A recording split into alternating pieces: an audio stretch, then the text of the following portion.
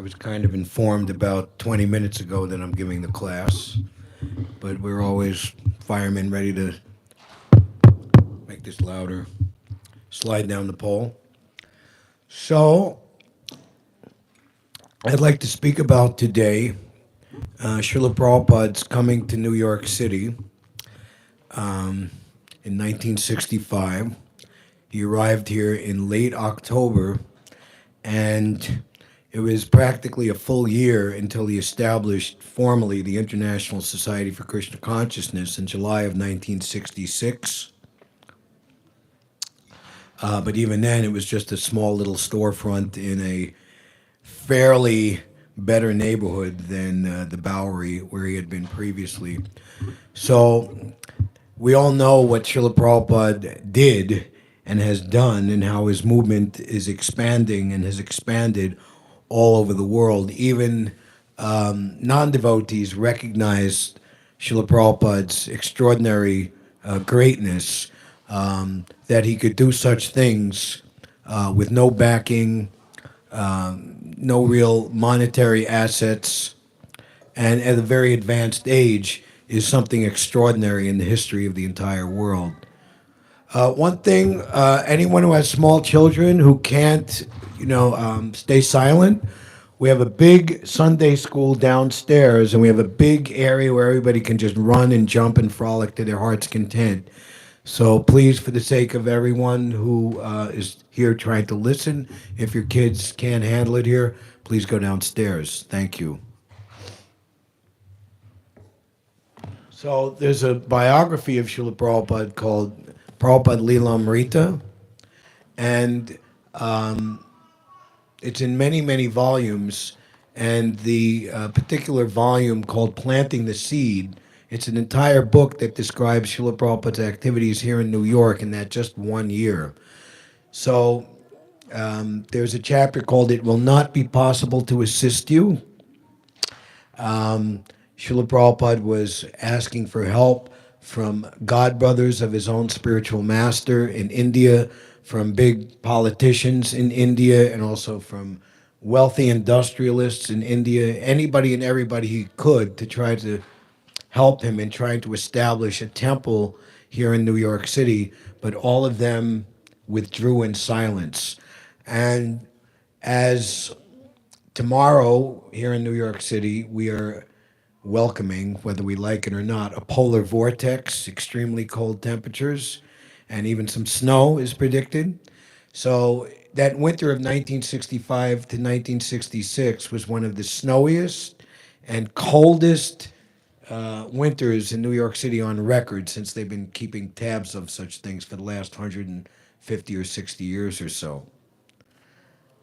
So we're going to read, and I'll comment along the way. And also, we need to keep the doors closed. So anybody sitting by the door, make sure the door stays closed, all the opening and closing, and maybe word could go out to the folks in the hallway not to scream and shout too loud. Thank you. So Prabhupada is writing to one of his friends, actually a wealthy lady who sponsored his ticket, not on an airplane, but on a freight boat that took 35 days to get here from India. I've come here in this old age neither for sightseeing nor for any personal interest. It is for the interest of the entire humanity that I am trying to implement the science of Krishna, which will actually make them happy. So it is the duty of every devotee of Lord Krishna to help me by all means. November passed and December came, and Prabhupada, having obtained an extension on his visa, stayed on.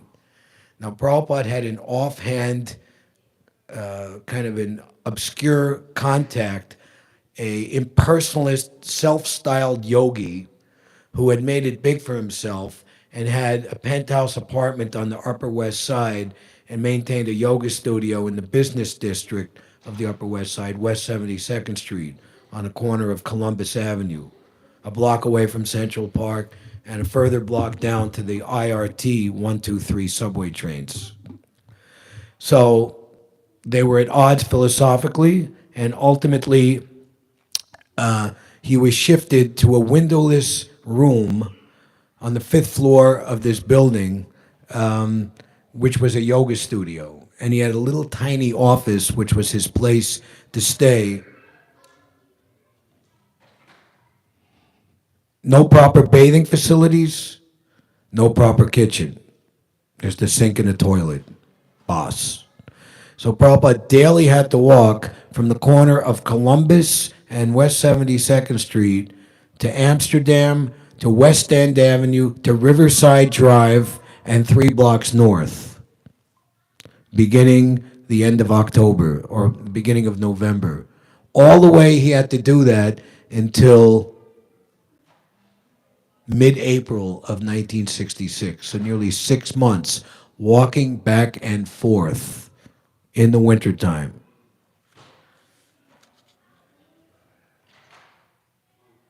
America seemed so opulent, yet many things were difficult to tolerate. The sirens and bells from fire engines and police cars seemed like they would crack his heart. Sometimes at night he would hear a person being attacked and crying for help. From his first days in the city, he had noticed the smell of dog stool was everywhere. So anyone who's lived here, you know, for a number of years knows that back in those days, there weren't pick up your dog laws being enforced. So everywhere. And although it was such a rich city, he could rarely find a mango to purchase. And if he did, it was very expensive and usually had no taste. From his room, he would sometimes hear the horns of ocean liners, and he would dream that someday he would sail around the world with a Sankirtan party, preaching in all the major cities of the world. So Srila Prabhupada is representing Lord Krishna, and under the instruction of Krishna's pure devotees, spiritual master, his own spiritual master, Srila Bhaktisiddhanta Saraswati, understood that his success would come and everything would manifest in due course of time. And he had that faith which sustained him through so much scarcity, adversity, neglect, and injustice. So once again, if we can't handle it, there's downstairs, okay?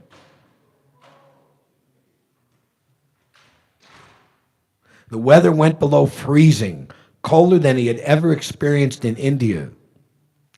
Daily he had to walk toward the Hudson against a west wind that even on an ordinary winter's day would take your breath away and make your eyes water and your face grow numb. On a stormy day, the driving wind and sudden gusts could even knock a man down. Sometimes a cold rain would turn the streets slick with ice. The cold would become especially severe as one approached the shelterless, windswept area of West Side Drive, where occasional whirlwinds carried brown leaves and paper trash high into the air. So he had been given a winter coat, but he didn't change his what he dressed in. He still wore his regular dhoti and devotional dress of a sannyasi. He was advised to wear Western dress and give up vegetarianism. Prabhupada said, "I've not come to take anything, but I've come to give something." He was uncompromised. Prabhupada later, some 4 years later, he was very successful in preaching in England. Hare Krishna, I don't think it's working so well. Please.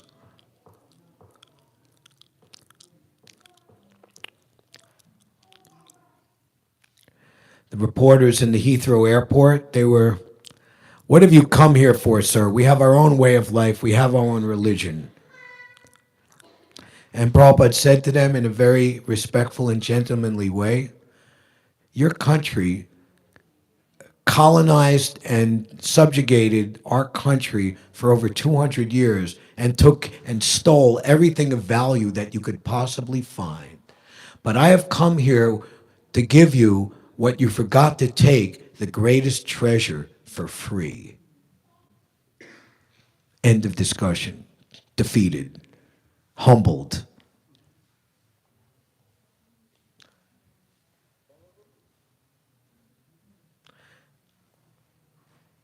When the weather was not rainy or icy, Prabhupada would catch the bus to Grand Central Station and visit the Central Library on 42nd Street.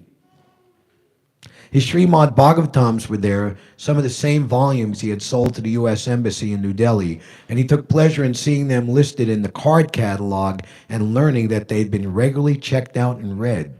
He would sometimes walk, so from Bryant Park, walk all the way up to onto the east side, UN Plaza, or walk to the New India House, which is at the corner of Fifth Avenue and East 64th Street. Right across the street is what's called the Arsenal, which was a military place for weapons, but now that is the headquarters of the New York City Public Parks Department. Riding the bus down Fifth Avenue, he would look out at the buildings and imagine that someday they could be used in Krishna consciousness. He would take a special interest in certain buildings. One on 23rd Street, which is on the backside of Madison Square Park, has the big golden dome on top. I believe, if not now, but it previously been the Metropolitan Insurance Company as it was built some 100 years ago. And the Con Edison Clock Tower on East 14th Street. He would think of how the materialists had constructed such elaborate buildings and had yet to made no provisions for spiritual life. Despite all the great achievements of technology, the people felt empty and useless. They had built these great buildings, but the children were going to LSD. New York Times headlines, December 2nd. New York City hospitals report marked rise in LSD cases admitted for care. Protests against U.S. participation in Vietnam War mounts. It was December 2nd, 1965. The weather grew cold, but there was no snow in December. And so the Christmas lights and everything were set up. And Prabhupada visited various bookstores where he had his books placed on consignment. None of them exist anymore. Orientilia, Sam Weisner's Doubleday, The Paragon.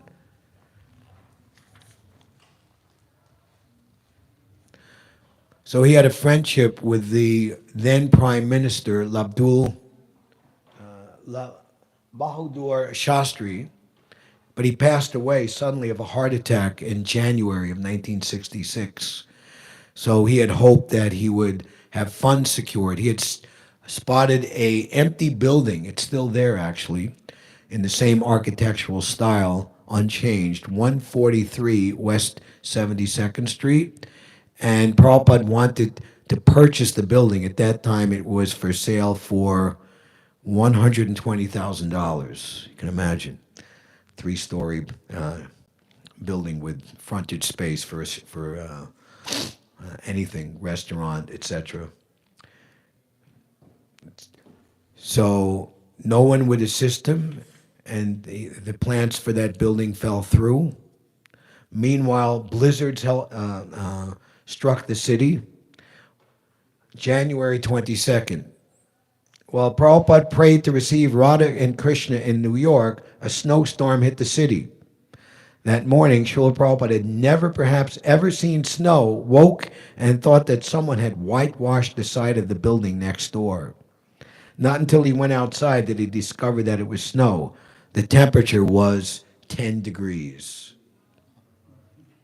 The city went into a state of emergency, but Prabhupada continued his daily walks.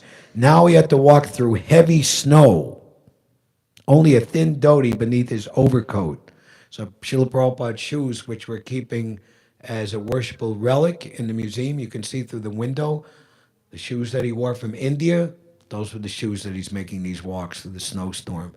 And we all know, walking here in New York City, that each property owner is supposed to take care of the sidewalk. And it becomes like when somebody does it before the others, some people don't do it at all. And then you have to and then the snowplow, buries all the cars parked there. And it's a, how are you going to navigate through all this? And then dog stool and.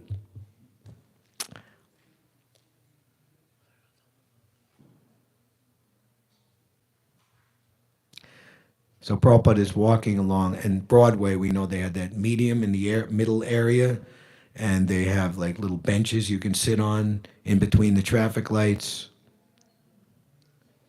The main roads were cleared, but many sidewalks were covered with snow. Along the strip of park dividing Broadway, the gusting winds piled snowbanks to shoulder height and buried the benches. The Broadway kiosks, plastered with layers of posters and notices, were now plastered with additional layers of snow and ice. But despite the weather, New Yorkers still walk their dogs. Their pets now wearing raincoats and mackinaws. And something now that they didn't discover back then, each dog would have a little shoe on their feet.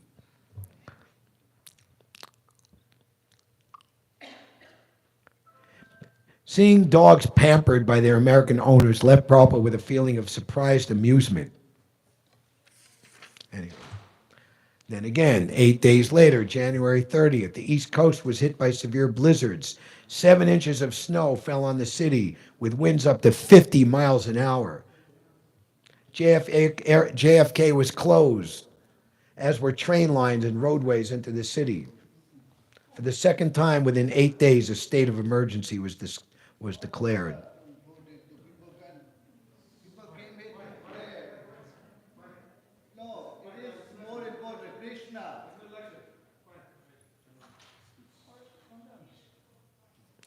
As a lone individual, Srila Prabhupada could not do anything about the snow emergency or the international warfare. He saw these as symptoms of the age of Kali.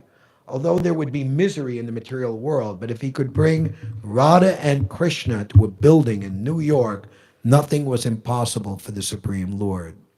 So this is 1965, 1966. So Srila Prabhupada's prayer was fulfilled some 6 years later in March of 1972. And then in following April, when Sri Sri Radha Govinda came to assume their rightful place as the presiding deities of New York City, where they've been here worshipped with great love and devotion and adoration for the last 52 years.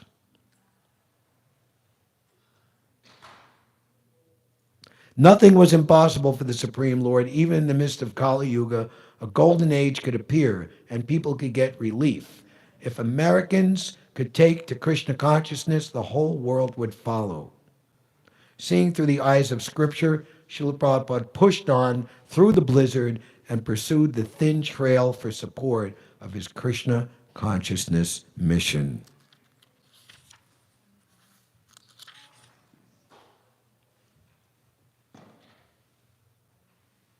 Seeing him from a distance, a tiny figure walking Manhattan streets and avenues among many other tiny figures. Actually, a new photograph just surfaced this week I had never seen before. I would say that it's from the spring of 1967, because Prabhupada is wearing a coat that was given to him in San Francisco, where he had just been for 3 months.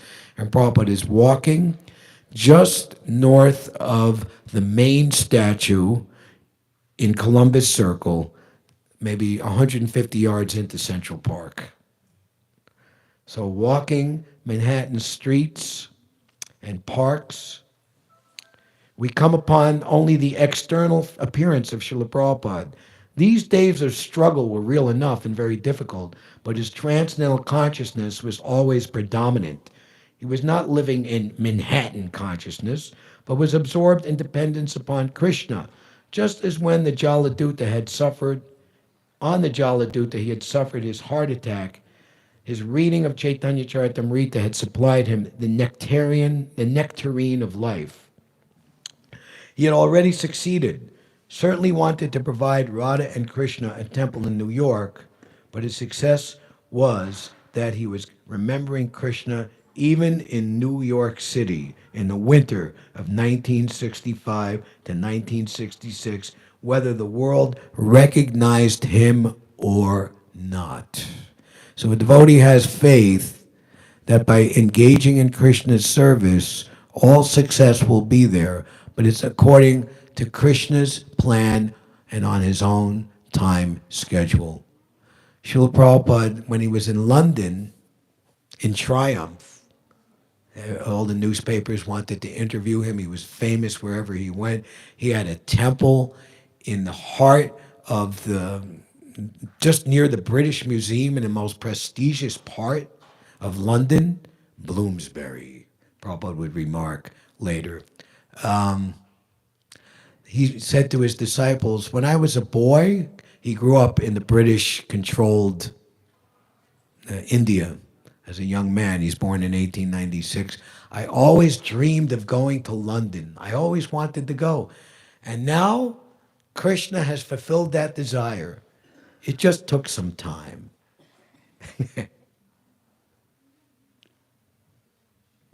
So Prabhupada is wanting to receive Radha and Krishna in New York. Yes, we will fulfill your desire, but we will also appear in hundreds of cities all over the world. Srila Prabhupada called Radha and Krishna and are presiding in so many cities all over this world by his sincere desire.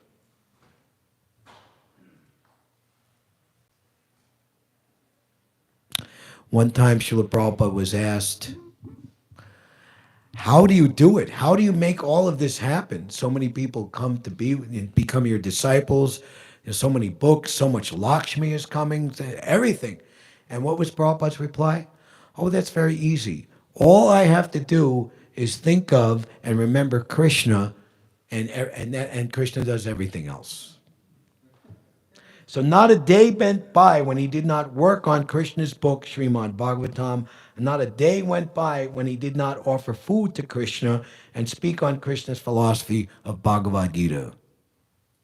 Srila Prabhupada, it was the same devotee of Krishna, whether in obscurity or whether in grandeur. Same personality, no difference. Lord Krishna says in Bhagavad Gita, for one who sees me everywhere and sees everything in me, I am never lost to him, and he is never lost to me. And Krishna assures his pure devotee that my devotee will never be vanquished. There was never any doubt about this for Srila Prabhupada. The only question was whether Americans would take notice of the pure devotees in their midst. At this point, it seemed that no one was going to take him seriously. So that's something that we can all, from our side, we can pray that we can notice and we can actually understand Krishna's help in our lives, which is especially manifested by the association of devotees. Srila Prabhupada created the International Society for Krishna Consciousness to make hundreds and thousands of devotees, to give everyone of the world the association of devotees so that they could come forward and understand Krishna consciousness. Worship of the deity in the temple, that really can only be understood in association of devotees. Because left to our own untrained or speculative mind and intelligence, we won't really understand how to approach Krishna and to serve him and please him properly. There's a saying, the Srila Prabhupada spiritual master said, don't try to see Krishna, but act in such a way that Krishna will want to see you. And Krishna says in the Bhagavad Gita, I can be seen and understood only by devotional service. Only in this way can you enter into the mysteries of my understanding. One time there was a choice for Srila Bhaktisiddhanta Saraswati's disciples to go to see a particular deity or to stay and hear him speak. And the majority of them went to see this deity. And purportedly, Srila Bhaktisiddhanta afterwards said to them, asked them a question, so how was your eye exercise? Did you, we see people with the latest camera or binoculars and they want to see something, but the devotee, he sees through the ear, hearing, and then his seeing is made perfected. First we upgrade and perfect our ability to hear, and then we can see everything in right perspective. Srila Prabhupada said, if he was praised, I had no qualification, but only one good thing I could say that I had, I wish to hear from my spiritual master. Whether I understood or didn't, I just simply hearing. And some 12 years later, from 1922 to 1932, when Srila Prabhupada finally was taking initiation after hearing him one and only time in 1922, Srila Bhaktisiddhanta remembered him keenly, said, "Yes, I have marked him. I will make him my disciple." You know, they're giving recommendation. You don't have to tell me all that. I know. I have marked him. He likes to hear.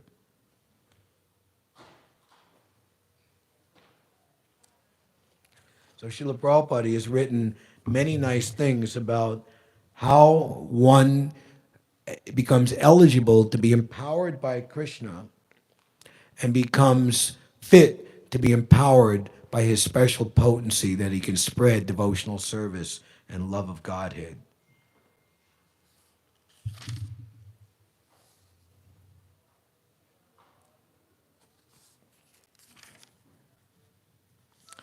So this is Makara Sankranti, and among other things significant to this day, it is the day that Lord Chaitanya Mahaprabhu took sannyas. 24, 24, 86.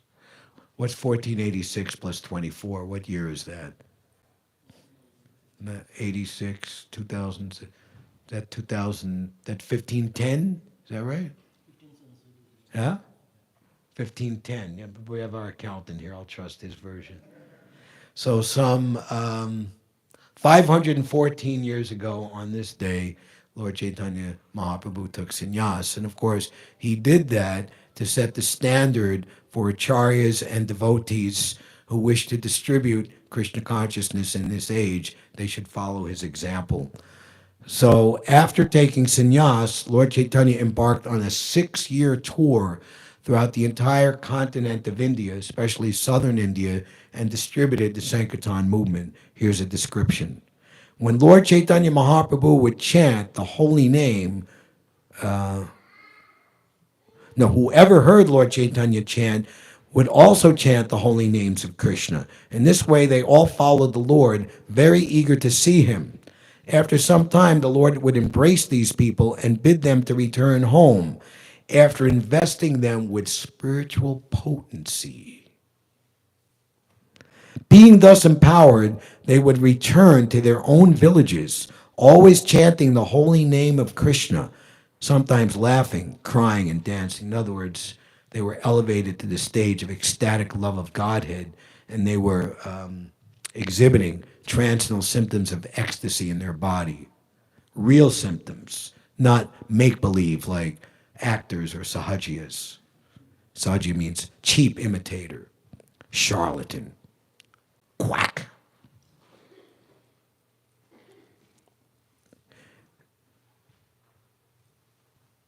Those empowered people used to request everyone and anyone, whomever they saw, to chant the holy name of Krishna. In this way, all the villagers would also become devotees of Krishna. Simply by seeing such empowered individuals, people from different villages would become like them by the mercy of their glance. This is real disciplic succession. You become so much empowered that others, simply by seeing you, they also very enthusiastically give up the bad habits of materialistic life and take to Krishna consciousness on the platform of ecstasy, not by force, not begrudgingly, not because everything else failed and I have nothing else to do and I'm trapped. No. When others came to see them, they were also converted. In this way, as those men and women went from one village to another, all the people of South India became devotees. So Srila Prabhupada commenting on this.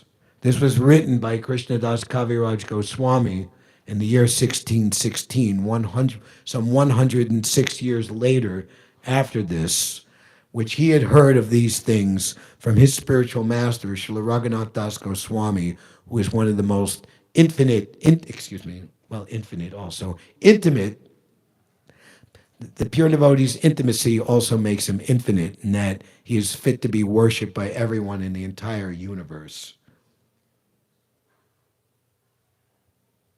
this spiritual potency is the essence of the pleasure potency and eternity potency. So we want to understand who is Radha and Krishna and what is the nature of their amorous loving affairs in the groves of Vrindavan without the mistake of equating or equalizing what passes off as love in this material world between men and women. Malati Devi Dasi, one of Srila Prabhupada's first disciples, one of her first female disciples, I think you know this memory, when they were hippies in San Francisco in 1967.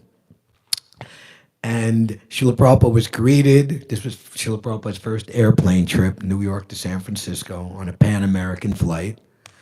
And after all the fanfare, and Prabhupada understood who the most sincere people were, he said to them, he said to Malati, her name was Melanie at the time, there is no love in this material world.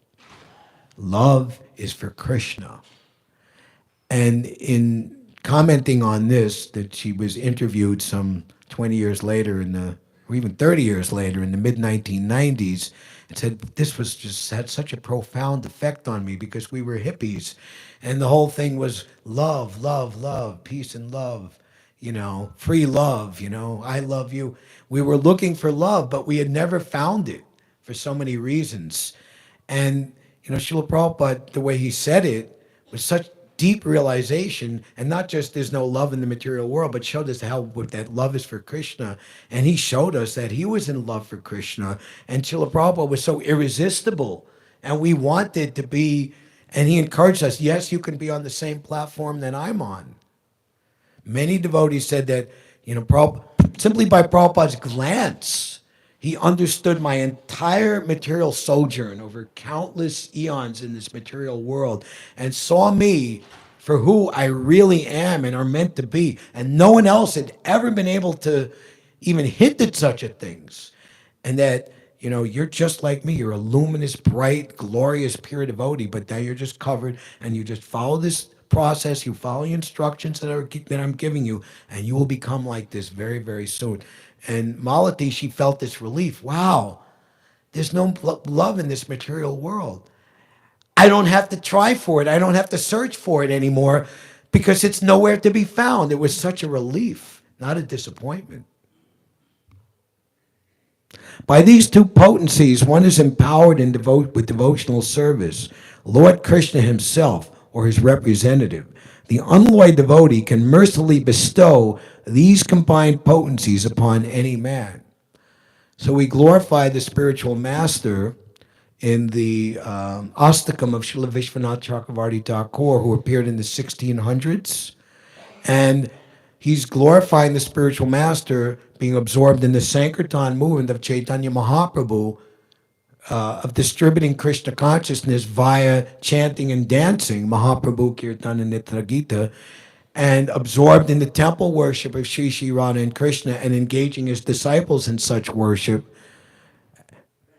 cooking proper boga and offering it as Bhagavat Prasadam distribution. Just yesterday, we were in the Times Square subway station, and you walk to the bathroom to go downstairs there where the buses to Philadelphia and Baltimore are, and there's a Hudson newsstand on the right. And one Gujarati devotee came out very enthusiastic. Hari Bol, Prabhu, Hari Bol. Yeah, Ahmedabad, Gujarat, Surat, yes, Dwarkadish, yes. And then his daughter came out. It was all very enthusiastic. And what is the first thing he said to me? Prabhu, do you have any prasad? And we had some of those spinach rolls or whatever, like one or two left, and he was so happy to receive it. And then Srila Vishwanath Chakravarti, and glorifying all these things of the spiritual master, that the spiritual master is very expert in arranging. The spiritual master is always in, how does it, huh? The spiritual master is very dear because he assists in the confidential pastimes of Sri Sri Radha and Krishna, along with the most confidential associate, the gopis. He's very expert at doing this. So he's simultaneously absorbed in his eternal seva to the divine couple, and at the same time propagating the Krishna consciousness movement for the benefit of all living entities.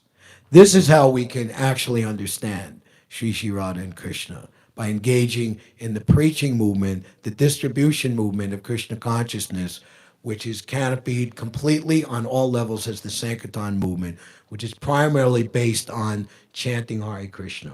That is our main sadhana, is chanting Hare Krishna. The rules and regulations and everything are simply to facilitate our being able to better and better chant Hare Krishna, ultimately to stage of complete purity without any offense. And at the same time, distributing that in mass through congregational chanting of the holy names, which is Krishna himself. We were just reading in the Chaitanya Charitamrita that the congregational chanting, the Sankirtan movement, is the essence of all bliss. And that Sankirtan movement, the Yuga Dharma, is for everyone.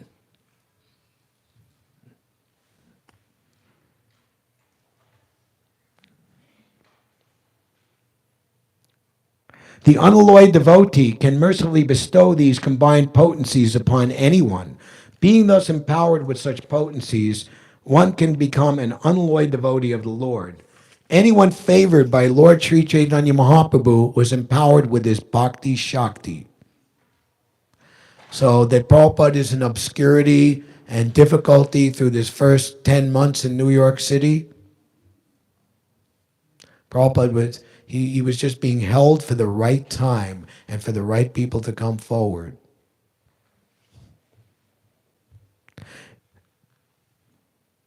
Thus, the Lord's followers were able to spread Krishna consciousness by divine grace.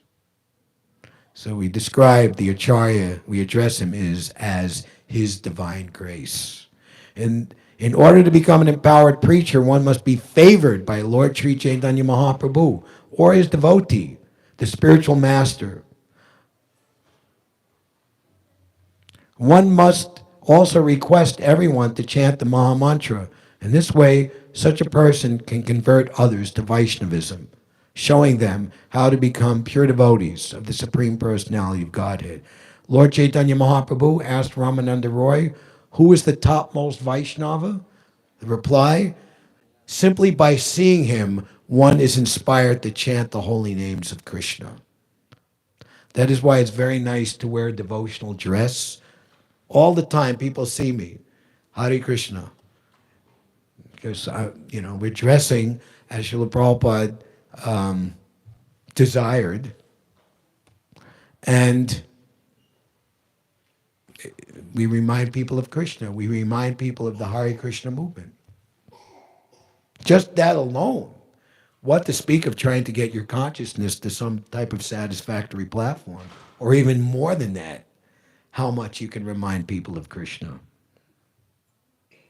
If preachers are pure and preach sincerely, their preaching work will be successful by Lord Chaitanya Mahaprabhu's blessings.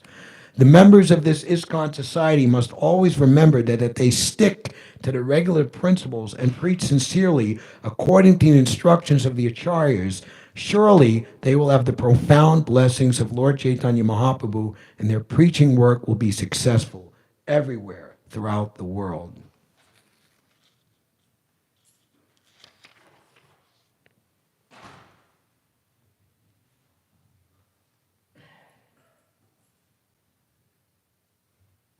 While preaching Krishna consciousness with full vigor, Sri Chaitanya Mahaprabhu faced many Mayavadi philosophers.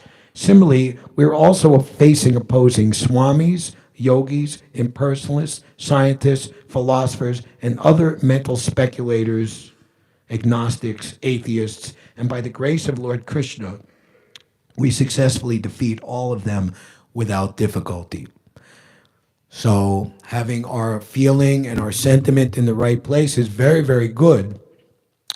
But also on parallel lines, if we're approaching Krishna consciousness in the right way, then we will be able to defeat all opposing arguments against pure devotional service and Krishna consciousness.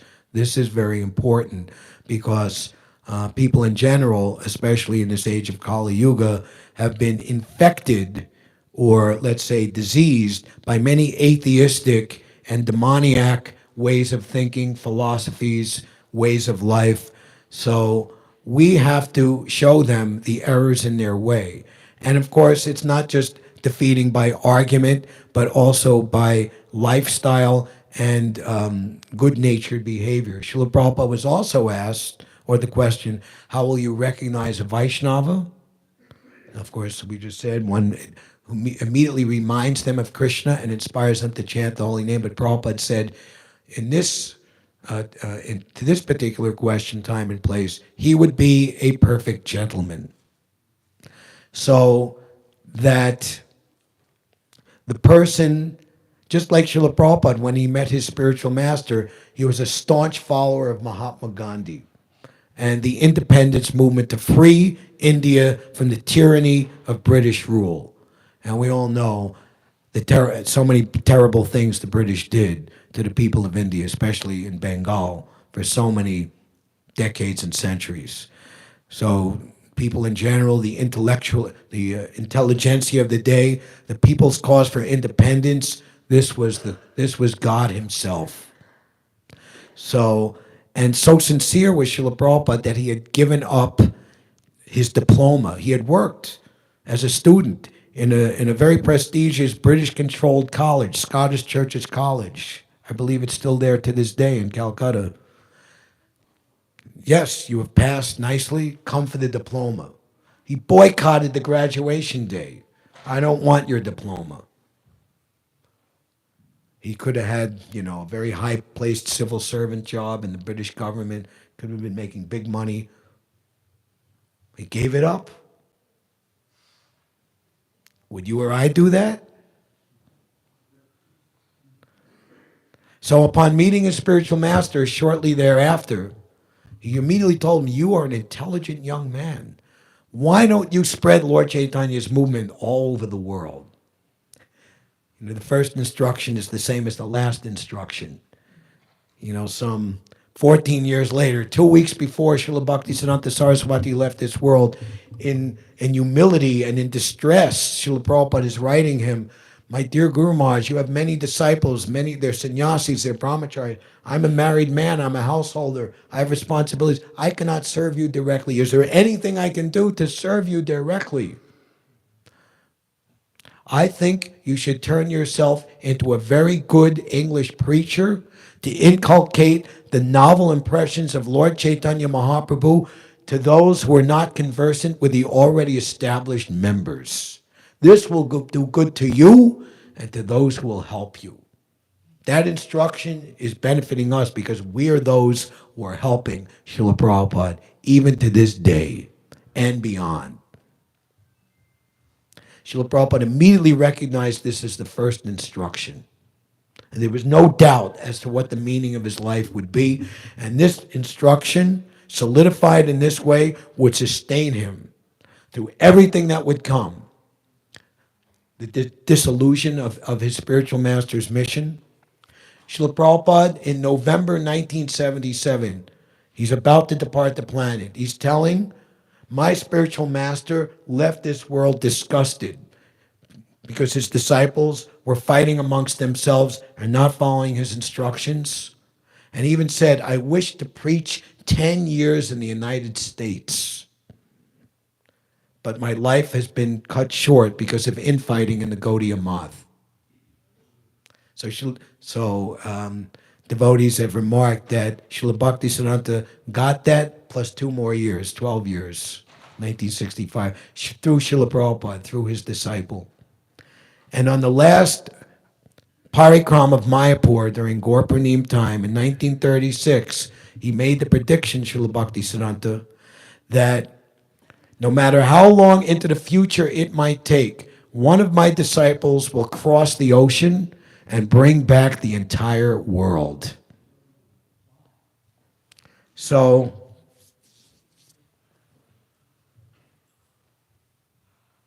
Gopal, I went on a tangent. Chase me back. What was my main thought I was trying to make? Speak loud.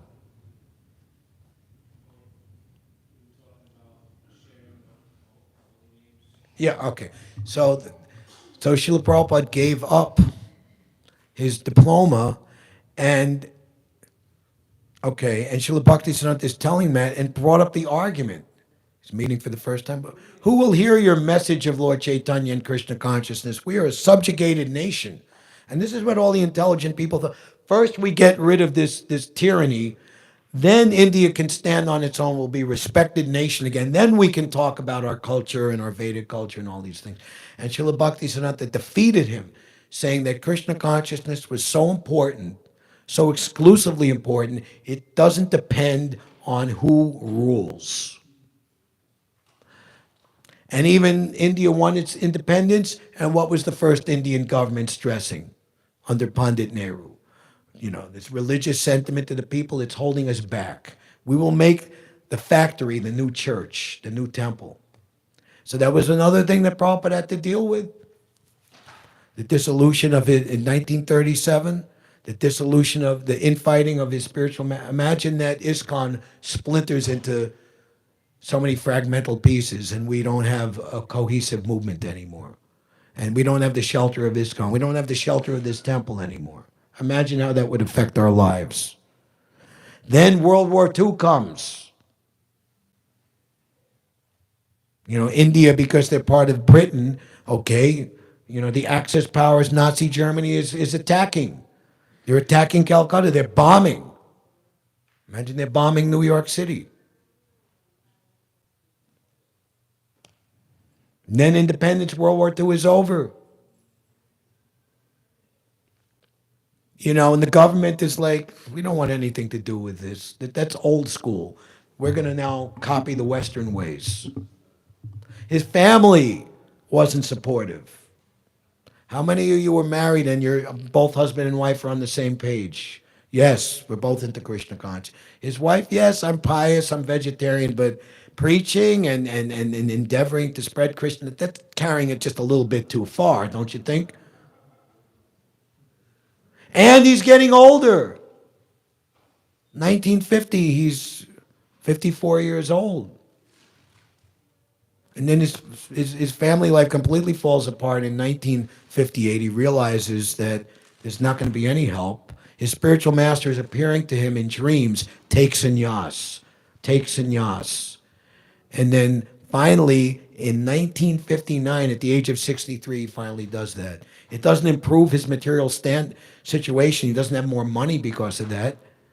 And he's struggling alone. Finally comes to America in 1965. He's 69 years old.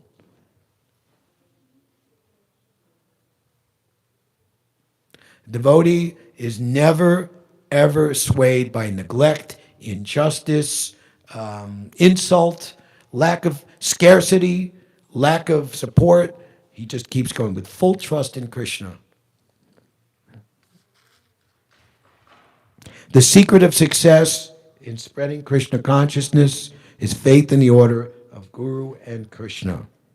Believing in the words of his spiritual master, he, Sri Chaitanya Mahaprabhu, introduced the Sankirtan movement. Just at the present Krishna consciousness movement was started with belief in the words of our spiritual master. He wanted to preach. We believed in his words and tried somehow or other to fulfill them. And now this movement has become successful all over the world. Therefore, faith in the words of the spiritual master and the Supreme Personality of Godhead is the secret of success. Shri Shri Radha Govinda Ki Jai. Shri Shri Gaurani Kai Ki Jai. Srila Prabhupada Ki Jai. We will finish this purport. It'll take about 2 minutes, and then the class will be over. Okay? Therefore, faith in the words of the spiritual master and the Supreme Personality of Godhead is the secret of success. Sri Chaitanya Mahaprabhu never disobeyed the orders of his spiritual master and stopped propagating the Sankirtan movement. Sri Bhakti Siddhanta Saraswati Goswami, at the time of his passing away, ordered all his disciples to work conjointly to preach the message of Lord Chaitanya Mahaprabhu all over the world. Later, however, a silenced cell phone, some self-interested, foolish disciples disobeyed his orders. Each one of them wanted to become head of the mission, and they fought in the court, neglecting the order of the spiritual master, and the entire mission was defeated. We're not proud of this, however. The truth must be explained. We believed in the words of our spiritual master and started in a humble way, in a helpless way, but due to the spiritual force of the order of the supreme authority, this movement has become successful. So, the Supreme Personality of Godhead Himself has said that in every town and village of the world, my name will be chanted. This Krishna consciousness movement is destined for very great and profound, glorious success. Param Vijayate, Sri Krishna Sankirtan, Lord Chaitanya Mahaprabhu himself proclaimed, let there be all victory. There will be all victory for the chanting of the holy names of Krishna. So we should take great stock in that. Srila Prabhupada said himself that my books will be the law books for humanity for the next 10,000 years. Therefore, when I write my books, I choose each word very, very carefully. So we should simply make the very easy decision to be a team member on the winning team and go and win the pennant, the World Series, the trophy, the what is it, the Heisman Cup, so many whatever they are. It will happen, and in the meantime, success or failure, according to my perspective or other people's opinion, doesn't matter. Situate yourself in Krishna consciousness, and you're already victorious. You're an MVP, most valuable player on the winning team. So let that be kind of a happy new year encouragement for us for 2024, and serve Shri Shri Radha Govinda here with great enthusiasm, happiness, and joy. Hare Krishna. Thank you very much. All goes to Srila Prabhupada. Hare Krishna.